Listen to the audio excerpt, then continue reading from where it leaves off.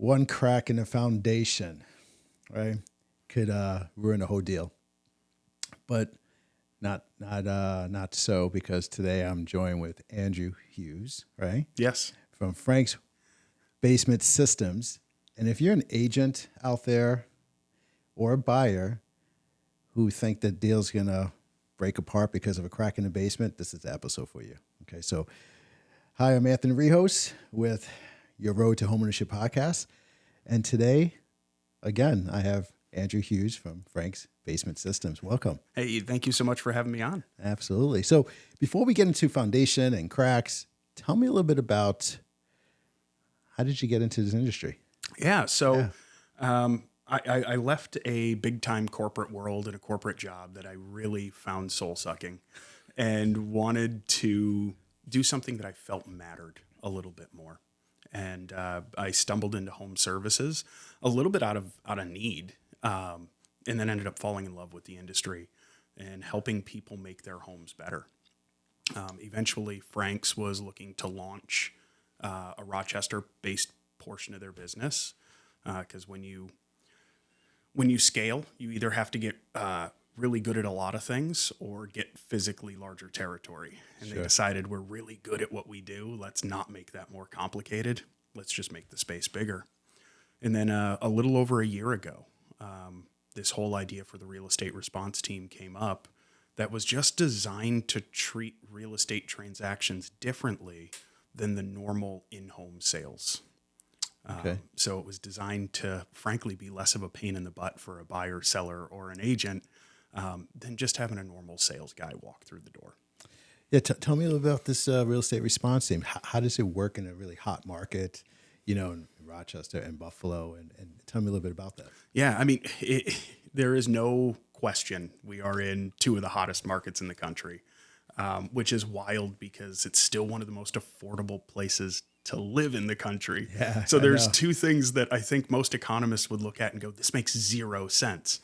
But in a hot market, there's still problems, right?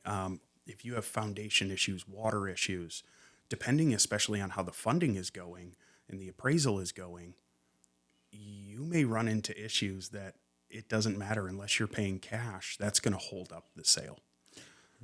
Well, tell me about some of the common foundation issues out there. I mean, if you're anywhere near Kenmore, Tonawanda, Okay, tell me right, about that horizontal crack is stuff of legend out there. So virtually all basements at some point out there are going to end up getting a horizontal crack about 3 or 4 courses down. Okay. And the wall starts to bow, starts to lean. Even in the poured foundations that are over there, similar things happen, although it presents in a different way. So stuff like that, right? And especially when people are working with FHA, they're working with VA loans, those requirements for the health and safety of the home are so much more stringent than a lot of traditional lending. Sure. That those things are immediately, my phone starts to ring. Yeah, yeah. And I think in any type of financing these days, right, conventional FHA, if they see a foundation issue, they're going to note it, right? Yeah. And they're going to put that on the report. So tell me a little bit about how can a buyer or agent spot a foundation issue during that, open house, that walkthrough, what kind of things they could notice? Outside of being a finished basement, right, there's usually warning signs. And I tell folks, if it doesn't feel right, it's probably not. Okay. But it's also probably a smaller problem than your heart's telling you it is.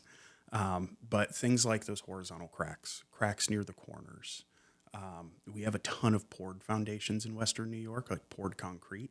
When you see cracks showing up that, the cracks to some extent are common, but if they don't line up, right? One side's pushed in further than the other. That's usually a sign that there's something bigger going on. We also have, especially in the Amherst area, a lot of sinking foundations. Oh, yeah. Where the houses, the footer for the home wasn't placed on soil that was quite stable enough. It's a swamp out there, right? They literally built swampland into housing and thought, this is never going to be a problem. Yeah. Or at least we won't be around when it catches up to us.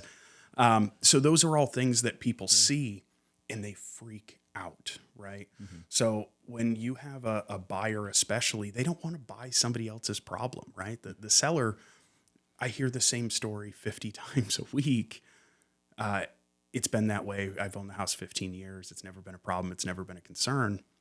But for the buyer, they don't care about that history. They don't care that it's not a concern for the seller. Mm-hmm. So for buyers, it's always a worst case scenario, right? I go, okay, so what's your concern here when I end up in the home? And they go, oh, the house is going to fall down. Sure. Okay. That's not going to happen. So we'll start there, right? That's absolutely never going to happen, right? It's not how houses work. Wrecking balls wouldn't exist if it was that easy to knock over a home. Yeah. So let's get to the root of what your concern is here. So trusting your gut, right? But what I like to stress for people is just because there might be a foundation problem or a water problem, or you walk down in the basement and there's, well, we're called all things basement-y for a reason. You get that basement-y smell. That's not a reason to run away from the home. Yeah. Especially in such a competitive market. Yeah. It's probably a simpler fix than you realize, and you're probably more afraid of it than it is of you. Sure. So you have, how about those homes in Buffalo, especially around, South Buffalo, and just Buffalo alone? These homes are built in, the early 1900s, right? And they have a different type of basement, but you do see water seepage in there. Is that common? It's common, but it's not typical. Okay. Okay. And that, it sounds like a distinction without a difference, but it's very common because those basements were never designed with what we use a modern basement for in mind, right? They were designed to hold up a house. They might have been designed to hold some canned goods, but they were never designed to be a laundry center. They were never designed to be your second office or any of those things. So a certain amount of moisture was to be expected in those spaces. That being said, when you have large amounts of running water, that was never the plan, because the grout and mortar in the old stone foundations was never designed to hold back running water. Yeah. Mother Nature, undefeated. You give her enough time, she's never lost. Yeah. So there are steps even in those old homes that can be taken. That being said, it doesn't necessarily mean it's a today problem, as crazy as that sounds. And it's all based on what your goals are. Sure. My basement looks very nice despite living in a 120-year-old house. And it's because my laundry's down there. And where I do my laundry, I want to feel clean. I don't want it to feel like it's in a 120-year-old basement. Now, for somebody who's just trying to make sure that grandma's Christmas decorations don't float away, that's a completely different solution than what you would look at for like a finished basement. For a more finished space. So, if someone sees foundation issues, what's the ideal time frame protocol someone should start following? You're at an open house, you see it, you really like this house. What's that step look like? So a lot of agents know that they can reach out to me and go, hey, I've got somebody here. They're a little concerned about this. What are your initial thoughts? Because of some of the legality side of things, I can't come out to a home until it's under contract. Because if I identify it, the seller now has to disclose it. So I have to be very careful pre-offer what I do. But I encourage people, especially if you're not getting a home inspection, if you're waiving that, give me a call as soon as you hit that, you're hitting a due diligence period. Yeah. Get me in so I can make sure that this doesn't become a problem further down the road.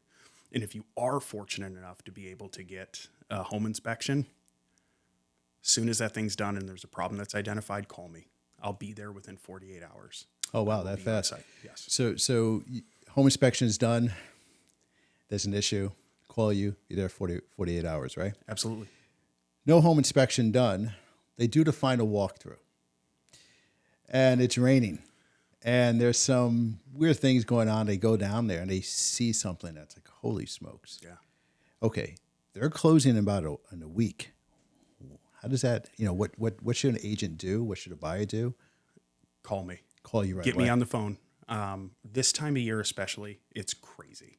It's crazy busy. Yeah. So being able to schedule that, that is a red alert urgent for me, right? We are so far into the process. Now, are we likely to be able to fix that before close? No. Permitting takes longer than that. Oh, wow. Right? Most permitting in most municipalities is 10 to 14 days, right? But if we can identify it, there are things that certain lenders, and you're a little more qualified on this than I am, will allow to happen, right? So things like, okay, you guys sign the contract, seller's going to escrow the money, right? Sure. And we all understand that there's a date that's assigned for this to be done.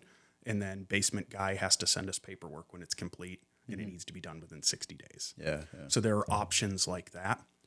But there's also things that, they get identified on a final walkthrough that may not be the deal killer still, right? If the yard's perfect and the 3-car garage is what you've been hunting for the last 2 years trying to find a house, there's a chance that basement, it passed appraisal. It's good to go if you're good to go with it.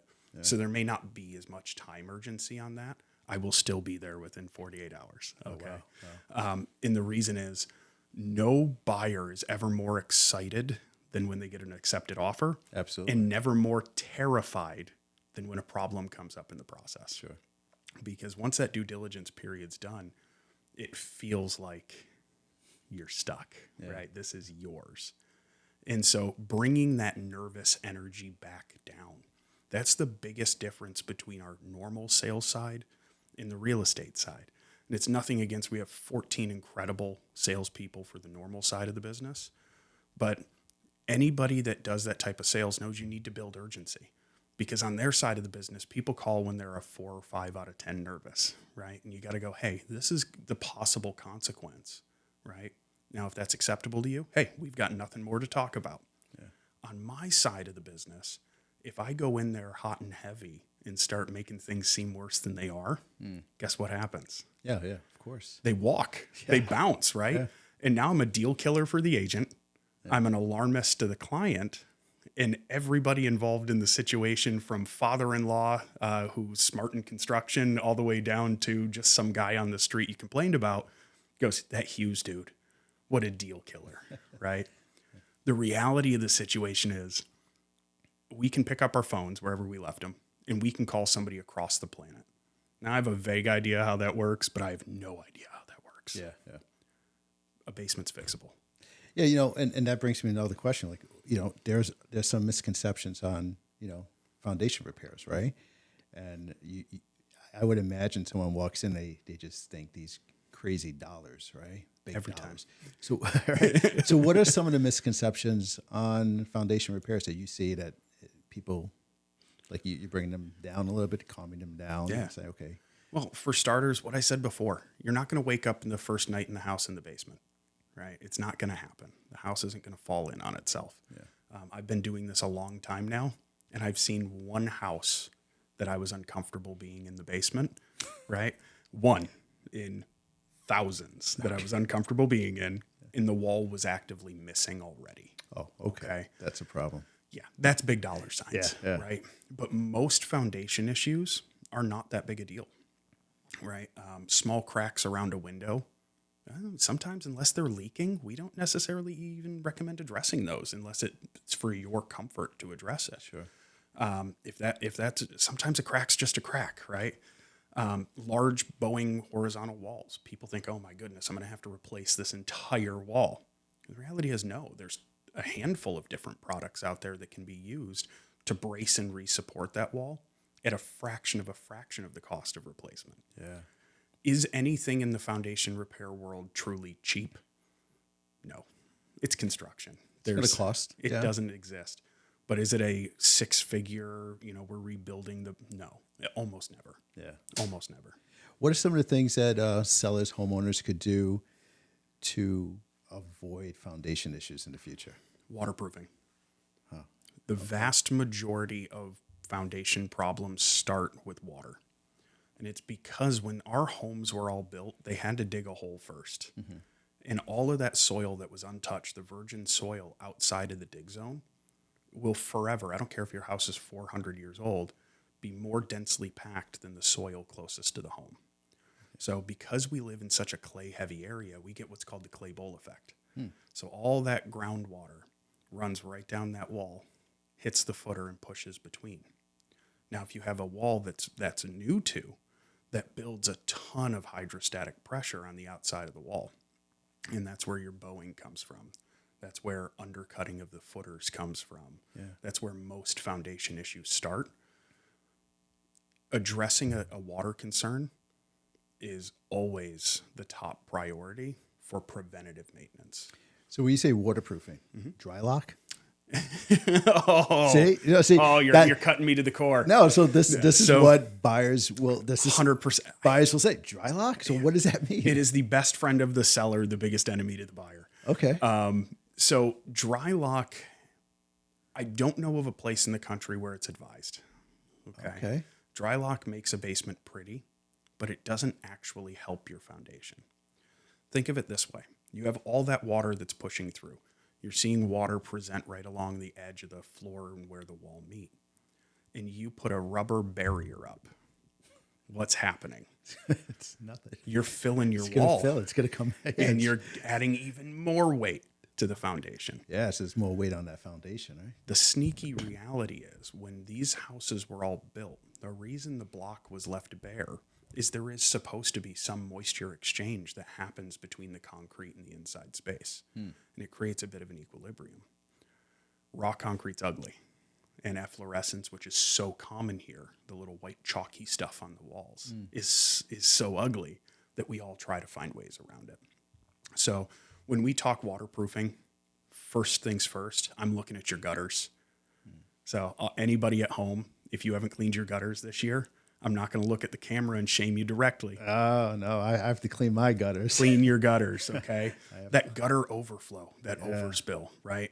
Plug downspouts that don't have an extension that dispatches it beyond the foundation. One of the most common things I see when I get brought in for a waterproofing concern is water in the corners. And if it looks like a Christmas tree crawling up the corner, that's not groundwater penetration. That's coming from up above, and 9 times out of 10, it's a gutter. I go outside, and there's a gutter that's disconnected sitting right there. I'm thinking about my houses. I think I have to start. I'm going down the road here. I'm going to go check all my gutters now. Gutters are huge. Okay. Grading around the outside of the home. You know, some of us are fortunate. I live on a hill. My water that sheds off of my property is my neighbor's problem. Well, there's 2 times as many people dealing with my water than there is a guy that's benefiting from it, right? Yeah. And so a lot of times that water runoff can be a concern. So especially if there's been some foundation settlement that's occurred, you can see little divots up against the house. That just creates a natural place for water to want to congregate, run down the wall, and push into the negative space that's your basement. Okay, yeah, that's interesting. So, you know, agents listening to this, how can they build relationships with you? Reach out. Before, there is before those issues pop up, like, there is a really good chance I've been in your office, right? So a huge piece of my job is doing office visits, doing networking. Based on my number of friends on my Facebook page, we're probably also Facebook friends. People joke that I'm easy to find, and that is the reality. Yeah. You can reach out to Frank's directly. I have no problem putting my cell phone on the internet. 585-662-9499. Call me. Yeah. I'm always happy to come out and address the problem, because the last thing that I want to see is A, a problem ignored that could be significant, or B, an overblown solution that scares a buyer away from a property that could be their future home. Yeah. We were guilty of it for 40 years. We did it the wrong way. We treated real estate transactions exactly how we treated every other transaction. So we booked it 2 weeks out. We put it in the regular schedule for install when work needed to be done. We gave the full sales pitch and presentation, right? Yeah. You got an agent who really doesn't care, being forced by some guy in a blue shirt to watch a video about how to fix the basement, right? All of those pieces go into what is so off-putting for realtors to work with contractors. And my job is to be a tool in a realtor's belt, not to be an obstacle for them. Yeah, that's pretty. Can you share a story of when you actually helped somebody in a crisis?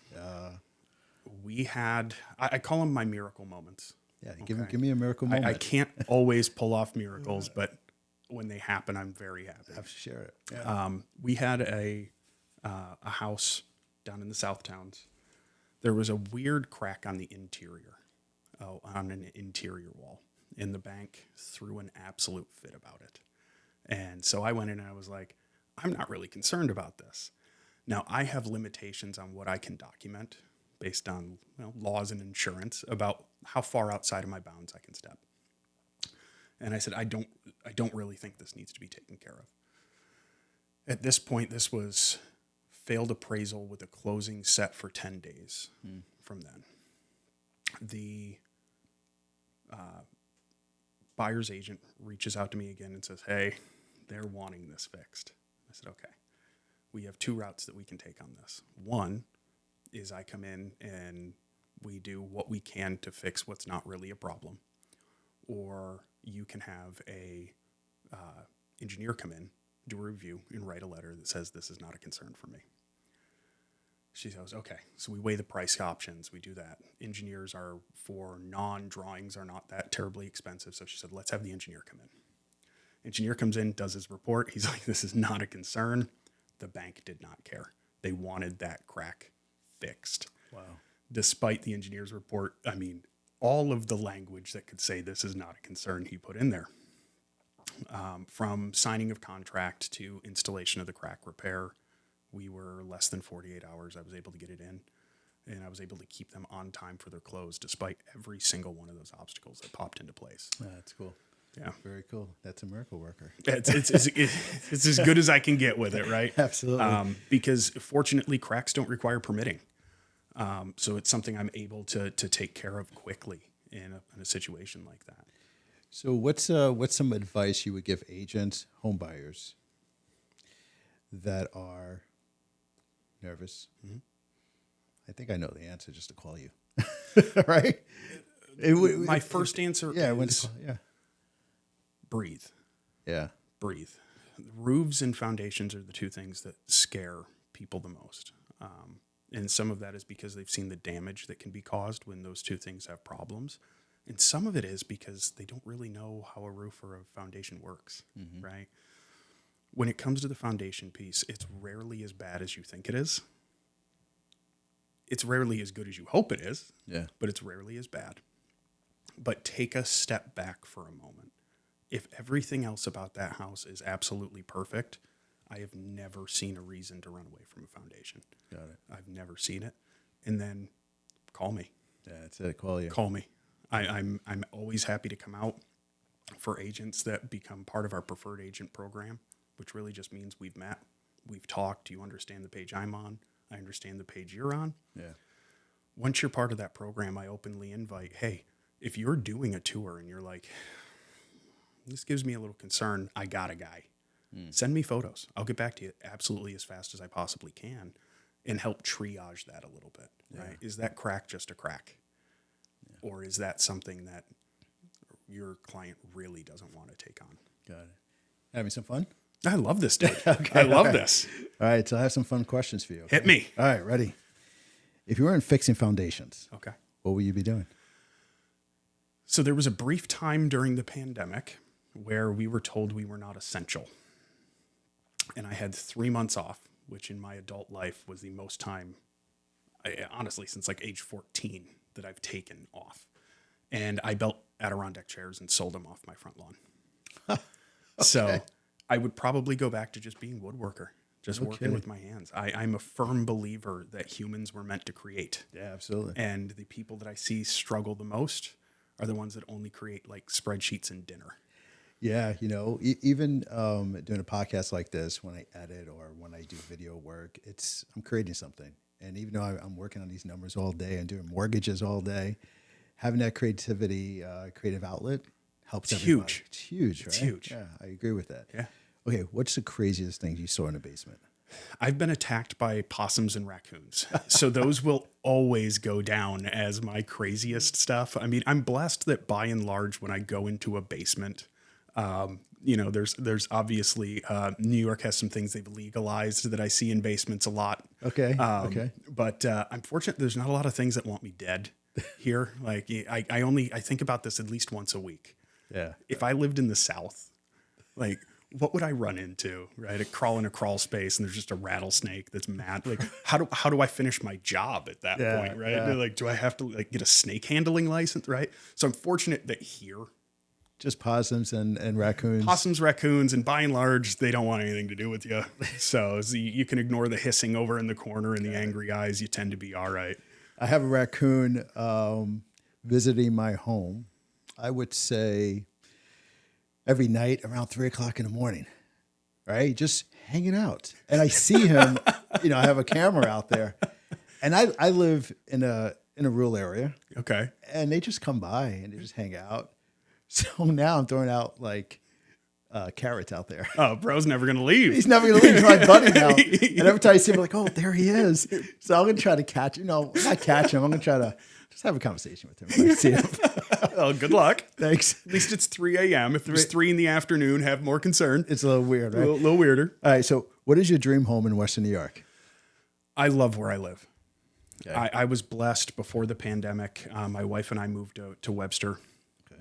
and we bought a beautiful old colonial that was pretty much original. Nobody ever messed with the leaded glass doors. Wow. Nobody painted the trim.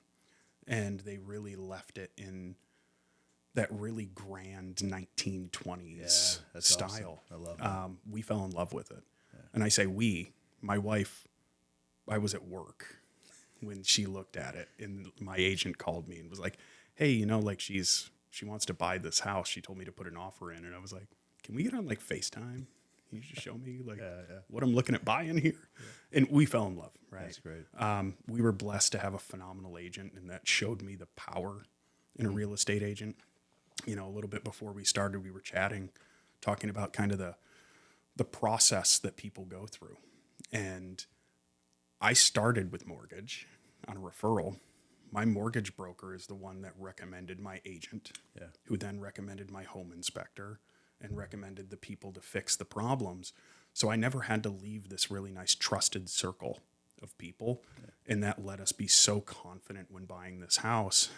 We were going to be there for 5 years, and a combination of the market change. And we look around and go, we got pretty much everything we wanted, right? Yeah. So the next step for us would be 5 to 7 acres so we can homestead. But that's like retirement plans. That's keep me close to the lake, but that's way down the road. Yeah, I hear you. Well, you have to come out my way. I'm out in the boonies, so it's how I grew up. There's a house down the road from me, so I'll let you know. Your favorite food spot in Western New York could be Buffalo, Rochester. Ooh, what's a good food spot? I'm a food guy. Okay, and I actually yesterday on Facebook I kind of started a little bit of a war over chicken wings. Okay. Now, I tend to maintain that Buffalo may have invented the wing, but Rochester perfected it. And I know I'm ticking a lot of people off. I'm okay with it. I promise I'm okay with it. But boy, we've got a little spot near us called the Cobblestone. That tends to be our anniversary spot. Pretty close to the lake, but just a nice small feel place. Yeah. Always packed, always busy. Okay. Always the towny spot. I'm gonna go visit. If I'm in the hunt, like I'm on lunch, right? I got a couple hours in my day. Mammisers in Hamburg is one of my spots. Where in Hamburg? It's right in Hamburg, right by one of the roundabouts. Okay. They still do, I think, a little mini beef on weck and a couple of wings for like $12. Whoa. Which, how do you buy lunch for under $20 anymore? I don't know. But yeah, I eat all over the place. Nice. And I always buy a hat. So if you see me and your restaurant has a hat, just put it on the table. I'm buying it. All right, last question. What is one thing a lot of people don't know about you? Boy, I'm pretty open as a person. I don't tend to hide a lot from people. I mean, again, I'm going to start a fight. Okay. I am not a Bills fan. Oh, no, I'm not a Bills fan. Okay. But I grew up downstate. Okay. But you grew up around here. I didn't. You didn't? I didn't. You did not. But it's unrelated. Okay. So. All right, I'm a Philadelphia Eagles fan. Ooh. Yep. Well, that's Yep. That's not as bad as being a Jets fan in Buffalo. I get to celebrate winning. Yeah. Being a Jets Yeah. fan, it's Brutal. It's brutal. It's brutal. It's a mess. We moved to New York from Texas when Donovan McNabb was playing for Syracuse. And I followed him from Syracuse to Philly. That makes sense. And then I've been like one of 6 Eagles fans for most of my life. And then they started being good. And then people started popping up everywhere that were Eagles fans. And I'm like, yeah, but I went through the Michael Vick years. Don't. I hear you. But yeah, a lot of people just assume if you're walking through Western New York that you're a Bills fan. Oh, absolutely. It's like nothing I've ever seen anywhere else. It's an amazing place, man. The Bills are the Bills. It's culture here. It's culture here. It's part of the culture. Cincinnati, right? Bengals are not the culture. No. Right? San Diego, they are not the culture, right? You come to Buffalo, and that is the thing that unites this city is the Bills. I'm going to start some more fights here because I really, truly believe a lot of Buffalo Bills fans, they live on hope that the Bills will make it to the Super Bowl someday. And it's tough because Jets fans we know we stink. And we will yell at our coaches, we yell at our players. But the Buffalo Bills fans, even those bad years, they still support the team. 100%. The good years, they still support the team. They don't make the Super Bowl. They still support the team. It's part of the culture. It is incredible. It's unbelievable. It's incredible. And that's why the Bills Mafia is a thing. It is. And it's crazy. Hey, listen, is a guy whose sports team burns down the city, win, lose, or draw. Well, yeah. Philly is not known for taking a win well, oddly enough. Is there a jail in the stadium? I've heard like Not a holding anymore. center. Not anymore. The old before it was Lincoln Financial, and I'm blanking, and there's so many people who are going to make fun of me. Yeah. But yeah, they had a jail under, so you could be like That's what I've heard. convicted and fined and released before you even sober up, and whatever hooliganry you were hooliganing. That's yeah. unbelievable. Well, thank you very much for coming on. Why don't you remind everyone how to get a hold of you? And Yeah. So you can find us at Frank's Basement Systems. Just call Frank's. You can find me either on Facebook or online under Andrew Hughes. You can find me right through my cell. Feel free to give me a text, 585-662-9499. Yeah, I'm ever present. There's a good chance that my business card is in your office. Not that a lot of folks go to offices anymore, but there's a good chance that I'm in there. And I'm always happy to help. okay. Thank you for coming on. Hey, thank you so much. Take care, bud.